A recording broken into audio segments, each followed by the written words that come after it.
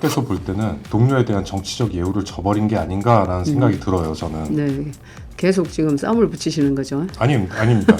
아니 뭐 감정이 이입이 돼서 그런 거예요. 제가 예. 최고위원님께. 아유, 감사합니다. 최고위원이신데 네. 장동혁 대표가 그렇게 전화하고 만나자고 구애하는 거에 대해서 최고위원 회의에서 좀 비공식적이라도 네. 항의 한번 하셔야 되는 게 아닌가 싶은데 항의하셨나요? 제가 이제 한 번 어제 최고위가 있었죠. 네. 어제 한 번 제가 그런 말씀은 드렸었습니다. 이제 어제 비공개 때. 비공개 때, 네. 비공개 때. 근데 비공개 얘기를 제가 이렇게 어떻게 나와서 말씀하셨어요? 그 비공개 섭섭합니다. 얘기는 아니요. 비공개에 나온 얘기는 저는 안 하는 게 원칙인데 네. 이제 그런 거죠. 다른 분을 찾는 건 좋은데 말씀하신 것처럼 그 원칙과 기준을 지켜서 공관위에 접수를 하고 면접을 봤던 그 후보들의 경쟁력을 그러니까 아쉽다, 약하다 이렇게 이제 보도가 되는 것에 대해서 좀 유감이다라고 얘기를 했죠. 유감 정도로 말씀하셨고요. 네. 장동혁 대표는 뭐 대꾸 했나요? 대답을? 벌떡 일어나서 제가 막 벌떡 일어나서 화내셨어요? 아니 그렇지 못하니까. 네, 그러지 근데 못했다고요? 뭐 생각은 다 하고 계실 겁니다. 네. 생각은 다 하고 계시는데 뭐 한편으로 또 미안해하기도 하시고 좀 그렇습니다. 반대로 공관위에서 네. 후보 교체나 양보해 주실 수 있냐 이런 언지를 사전에 받은 적은 있으세요? 뭐 한덕수 시즌 2니까 이게 그러니까요. 그런 일은 없었고요. 네. 저는 뭐 차분히 겸허하게 결정을 기다리고 있는 입장입니다.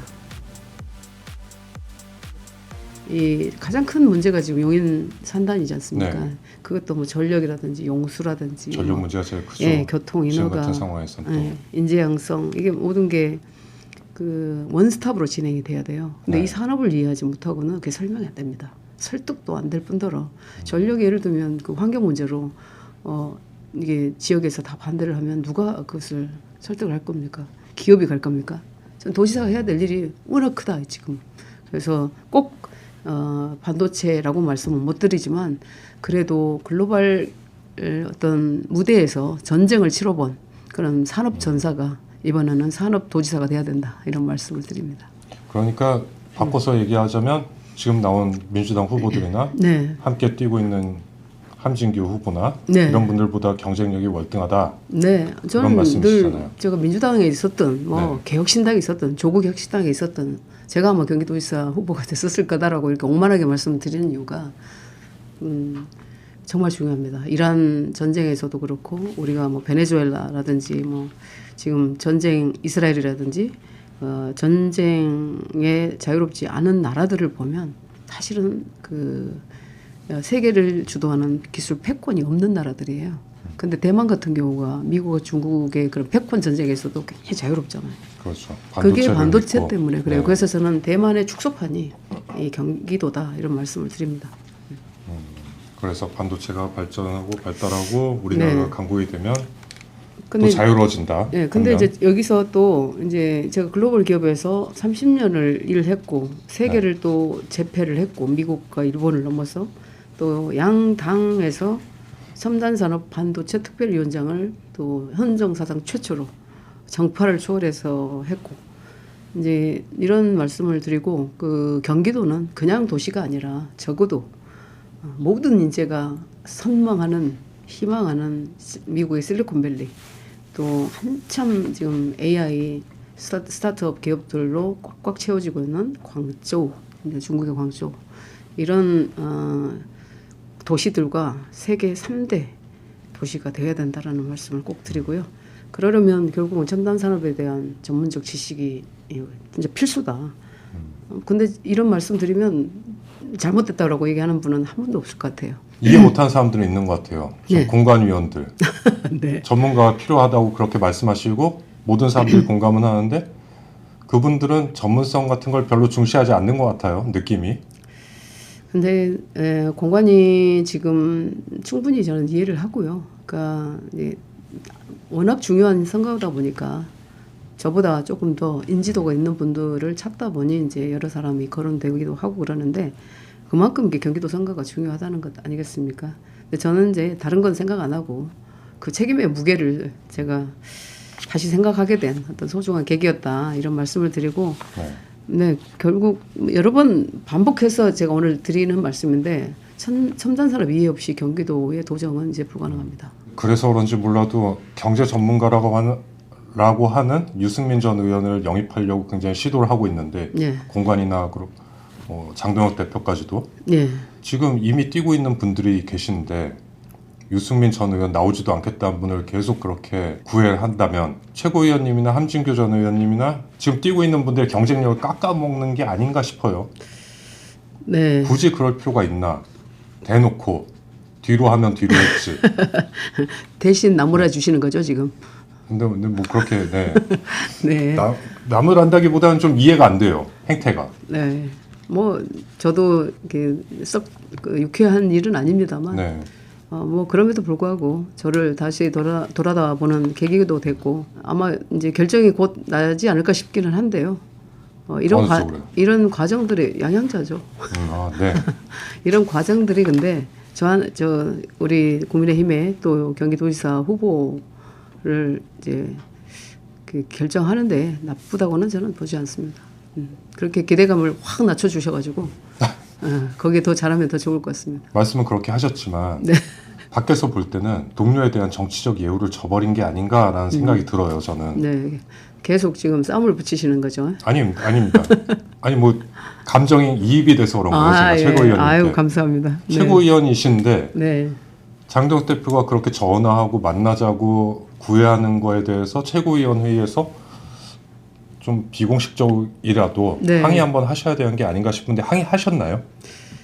제가 이제 한 번 어제 최고위가 있었죠. 네. 어제 한 번 제가 그런 말씀은 드렸었습니다. 이제 어제 비공개 때. 비공개 때. 네. 비공개 때. 근데 비공개 얘기를 제가 이렇게 어떻게 나와서 말씀하셨어요? 그 비공개 섭섭합니다. 얘기는 아니요. 비공개에 나온 얘기는 저는 안 하는 게 원칙인데 네. 이제 그런 거죠. 다른 분을 찾는 건 좋은데 말씀하신 것처럼 그 원칙과 기준을 지켜서 공관위에 접수를 하고 면접을 받던 그 후보들의 경쟁력을 그러니까 아쉽다, 약하다 이렇게 이제 보도가 되는 것에 대해서 좀 유감이다라고 얘기를 했죠. 유감 정도로 말씀하셨고요. 네, 네. 장동혁 대표는 뭐 대꾸 했나요? 대답을? 벌떡 일어나서 제가 막 벌떡 일어나서 화내셨어요? 아니 그렇지 못하니까. 네, 그러지 근데 못했다고요? 뭐 생각은 다 하고 계실 겁니다. 네. 생각은 다 하고 계시는데 뭐 한편으로 또 미안해하기도 하시고 좀 그렇습니다. 반대로 공관위에서 네. 후보 교체나 양보해 주실 수 있냐 이런 언지를 사전에 받은 적은 있으세요? 뭐 한덕수 시즌 2입니까 이게? 그러니까요. 그런 일은 없었고요. 네. 예, 저는 차분히 겸허하게 결정을 기다리고 있는 입장입니다. 또 뭐 항의도 안 하실 거고요. 네, 무슨 항의를 합니까 지금? 네. 근데 이제 중요한 건 이제 기준의 일관성이고 저는 정당 운영이든 어떤 공천이든 윤리이든 원칙이 분명해야 된다. 그러니까 이 기준의 일관성이 있으려면 원칙이 분명해야 되고 그렇게 원칙과 기준이 세워져야 절차적 정당성이 확보가 되고 이렇게 민주주의가 확보가 되는 거 아닙니까? 근데 그렇지 않으면 이게 갈등으로 갑니다. 갈등 구조에서는 성과가 나오기가 힘들어요. 그래서 실패하게 되죠. 그러면 그 실패에 대한 책임을 누가 질 거냐? 이 싸움이 또 계속되는 것이고. 그래서 가장 중요한 것은 원칙이에요. 어떤 원칙으로 이번에 공천을 하겠다라는 걸 국민들께 납득할 만한 설명이 있어야 되고 그러면 이 사람의 기준이 거기에 합당하지 않았다. 근데 이제 정치 영역에는 정무적 어떤 판단이 내 영역이 워낙 이제 허용되는 이 정치이기 때문에 그럼에도 불구하고 정무적 판단조차도 저는 원칙을 세워놓고 정무적 판단을 해야 된다. 맞아요. 그래야죠. 정무적 판단도 원칙이 있어야죠. 그럼요. 네. 그런데 그걸 공관위가 안 하고 있으니까 지금 이 난리가 난 거 아닙니까? 대구시장 후보 공천에서도 네. 이진숙 후보하고 주호영 후보 컷오프를 시켰는데 네. 이런 방법 설명이 없었어요. 나머지 6분이 더 월등해서 이런 부분에서 네. 아니면 이 두 분이 열등해서 네. 설명이 없었거든요. 원칙이 지켜지고 있다고 보이진 않는데 어떻게 보세요? 근데 제가 공관위원장님이 아니라서 또 지도부인데 이런 말씀을 드리는 건 굉장히 부적절해요. 그런데 저희도 좀 놀란 이게 결과였다라는 말씀을 좀 드리고 다만 이제 무슨 의미인지는 알겠어요. 그러니까 말씀하셨듯이 육선에 또 국회 부의장까지 하셨으니 대구라는 그 도시에서 벗어나서 대한민국 전체를 위해서 뭔가 역할을 해주십사. 저는 그건 뭐 고개가 끄덕여졌고 이진숙 위원장님에 대해서는 잘은 모르겠습니다만 이제 행정 뭐 이렇게 또 국회 경험 뭐 이런 것들이 좀 더 경제 뭐 이런 부분들을 조금 더 아셔야 되는 거 아닌가라는 생각을 하지 않았을까라는데 워낙 이제 그분의 삶의 궤적을 보면 대여 투쟁에 있어서 굉장히 좀 큰 역할을 하실 수 있겠다. 이제 컷오프가 딱 되고 나서 저는 이제 그 생각이 드는데 아마 대부분의 사람들이 그런 인식을 가졌을 것 같아요. 최고위원님 지금 공간이 대변이 나시는 것 같아요. 그쵸. 말씀하시는 게 네네. 너무 두둔해 주시니까 알겠습니다. 어쨌든 다시 얘기 돌아와서요. 유승민 전 의원이 네. 그렇게 권유를 하는데도 지금 거부하고 있잖아요. 출마를. 네. 왜 거부한다고 생각하세요?